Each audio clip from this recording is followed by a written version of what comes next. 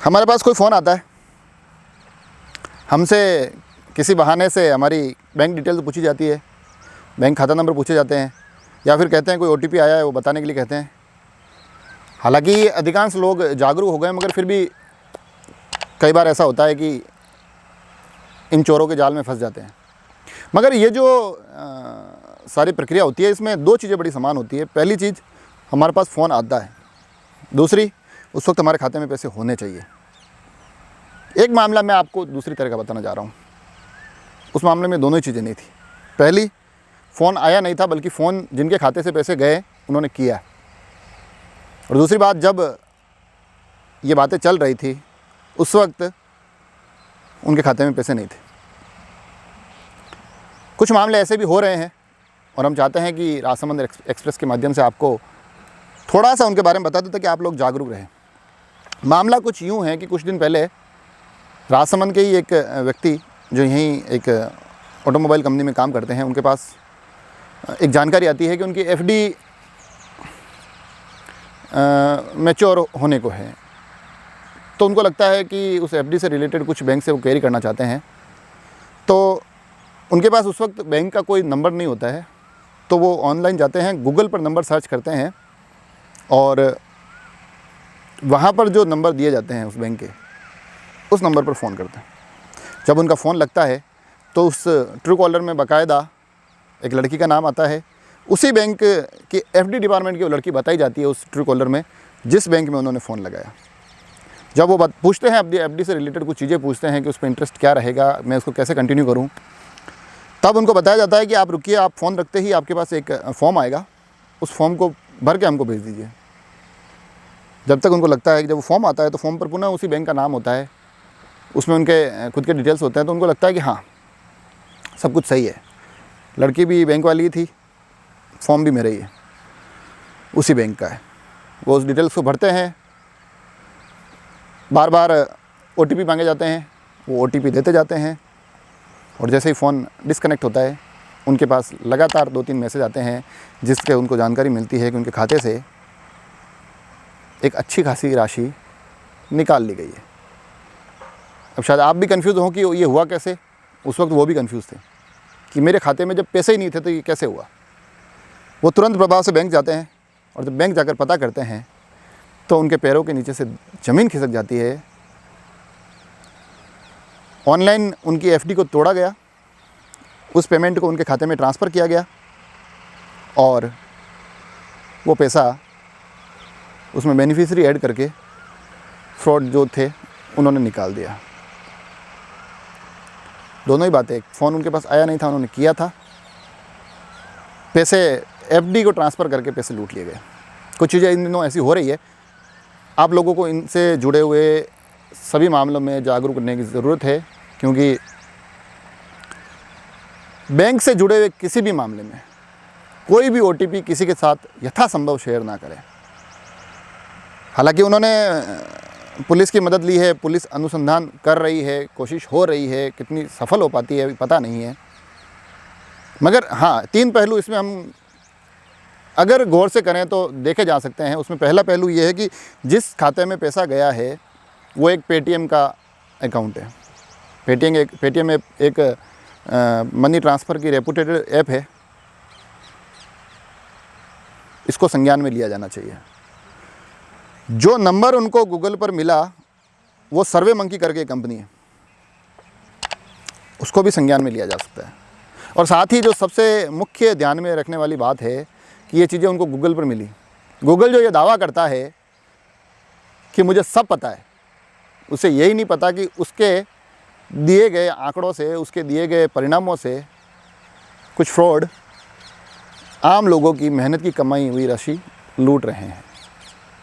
संज्ञान में लेने वाली चीज़ें हैं, आप लोगों तक इसलिए ला रहे हैं कि आप लोग प्लीज़ जागरूक रहें। खबरों में आगे बढ़ते हैं। टीकाकरण को लेकर राजसमंद में काफ़ी ज़्यादा बातें चल रही है कल से ही। आज टीके आ जाएंगे, कल लग जाएंगे, भाजपा ने किया, कांग्रेस ने किया। इस दरमियान हमारे पास भी कुछ फ़ोन आए, उन्होंने पूछा कि असल स्थिति क्या है, टीके कौन लगवा रहा है, टीके कब से लग रहे हैं। महत्वपूर्ण सवाल ये है। तो मैं आपकी 2-3 चीज़ों का इसका हम चाहते हैं कि राजसमंद एक्सप्रेस के माध्यम से ये 2-3 चीज़ें भी क्लियर कर दें। पहली बात, टीके कल से लगने शुरू हो जाएंगे। टीके कहाँ लगेंगे वो सेंटर्स मैं आपको बता देता हूँ। नाथद्वारा हॉस्पिटल, वहाँ पर टीके लगेंगे। और वहाँ पर आपको मैं बता दूँ कि जो ऑनलाइन स्लॉट बुक होंगे ना, उनके माध्यम से 18 से 44 साल के जो आयु वर्ग है उनको वहाँ नाथद्वारा टीके लगेंगे। और उसके बाद हम आते हैं सिसोदा, खमनोर, सालोर, केलवाड़ा, चारभुजा, भीम, छापली, कांकरोली, आमेट, देवगढ़। उसके साथ साथ जो पीएचसी है वो है गजपुर, बर, बगड़, साकरोदा, कुंवरिया, मोही, आगरिया, गलवा, जिलोला, ताल, कुआतल, कुरज, गिलुंड और यूपीएचसी राजनगर। ये वो तमाम पॉइंट है जहाँ पर कल से वैक्सीनेशन शुरू हो जाएगा। ये जानकारी भी दे दूँ, जो नाथद्वारा हॉस्पिटल है वहाँ पर ऑनलाइन स्लॉट के माध्यम से होगा, बाकी सभी जगह आप ऑफलाइन जा सकते हैं काफ़ी केंद्रों पर। एक जानकारी और दे देता हूँ कि टीके कहाँ से आए। तो जो एक आयु वर्ग 45 से ऊपर वाला आयु वर्ग था, उनके लिए काफ़ी संख्या में टीके आए हुए थे। उनमें से अब कुछ टीके यथासंभव, जहाँ तक हमें जानकारी है, हालांकि हम इसकी पुष्टि नहीं करते, मगर उसमें से कुछ टीके इन सारे केंद्रों पर वितरित किए जा रहे हैं और वो टीके कल से लगने शुरू होंगे। तो किसी को भी वाहवाही लेने की ज़रूरत नहीं है। टीके पहले से आ चुके थे, 45 से ऊपर वालों को लग रहे थे, अब 18 से 44 वालों तक लगेंगे। चलते हैं, थोड़ा सा विषय राजनीतिक है। जयपुर में एक घटना हुई है। जयपुर ग्रेटर की महापौर सौम्या गुर्जर, उनको कुछ विवादों के चलते बताया जा रहा है कि हटाया गया है।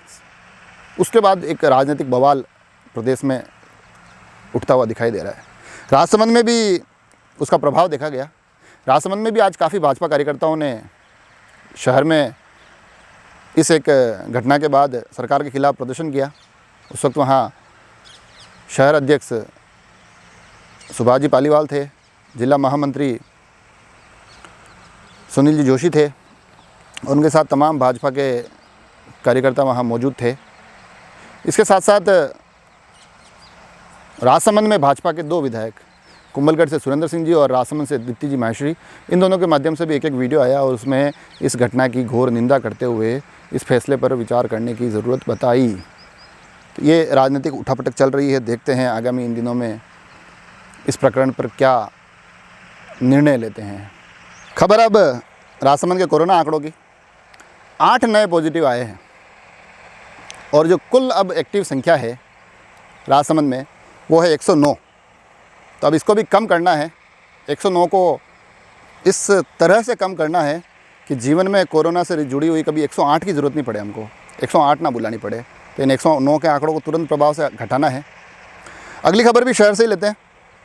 वार्ड नंबर 19 की खबर है। मांगीलाल जी टाँक जहाँ से पार्षद है, वहाँ पर आज मैथिलीन ब्लू की दवा का एक निःशुल्क वितरण किया गया और उस तमाम कार्यक्रम में मांगीलाल जी टाँक के साथ साथ वहाँ पर जो नवकार वेलफेयर चैरिटेबल ट्रस्ट है उसके तमाम कार्यकर्ता, जिसमें कि कल्पना कौर, बलदेव सिंह जी, सोनू कुमार सोनी, रणजीत सिंह, रोमी सिंह, रविंद्र पाल सिंह, ओम कपूर आदि तमाम कार्यकर्ता मौजूद रहे। और इसी में एक खबर ये भी है कि आज जो ये मैथिलीन ब्लू के डोज पिलाए गए हैं, ये भवानी नगर और जेके सर्किल पर थे। कल अगर कोई चाहे तो 7 बजे से लेकर 11 बजे तक आप नाकोड़ा नगर जा सकते हैं और इस सेवा का लाभ ले सकते हैं, बिल्कुल निःशुल्क है। अब आते हैं सवाल जवाब पर। कल मैंने सवाल पूछा था कि राजसमंद के पहले एसपी कौन थे और वो कहाँ रहते थे। हालांकि मुझे लग रहा था कि सवाल सरल है, मगर जिस प्रकार से जवाब आए थोड़ा लगा कि सवाल मुश्किल पूछ लिया मैंने। मैं बता देता हूँ। पहले एसपी थे श्री अमरजीत सिंह गिल और उस वक्त जो एसपी साहब का आवास था वो जो एरिगेशन पे जो क्वार्टर बने हुए हैं, जो पीएचडी का ऑफिस है जिस तरफ, वहाँ पर निवास स्थान हुआ करता था तत्कालीन राजसमंद एसपी का, जो कि अब सोपिट रोड पर सिविल लाइन पर आ चुका है। और जो सही जवाब भेजा है वो है प्रमोद जी सनाड्य। राजसमंद के बहुत बड़े साहित्यकार और बहुत बेहतरीन कवि है और निरंतर रूप से वो जवाब भेज रहे हैं। तो आज विजेता बनने पर उनको बधाई और हमें भी खुशी है कि इस प्रकार के लोग इन कार्यक्रमों से जुड़ते हैं, तो हमारा भी मनोबल बढ़ता है। अब आते हैं आज के सवाल पर। आज का सवाल थोड़ा सा अलग टाइप का है, आपको हल्का सा इस प्रशासनिक और कुछ चीज़ें आपको जानकारी होनी चाहिए उस सवाल के लिए। सवाल ये है कि राजसमंद में कुछ साल पहले एक सीओ थे, जिला परिषद के मुख्य कार्यकारी अधिकारी, बड़े चर्चित थे।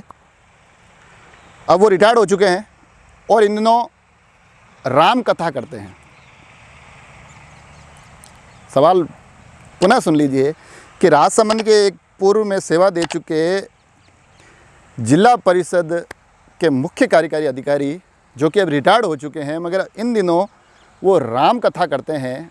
आपको उनका नाम बताना है। जल्दी से हमें जवाब भेजिए। इन रोचक खबरों और रोचक सवालों से जुड़े रहने के लिए चैनल को सब्सक्राइब ज़रूर करिए। धन्यवाद।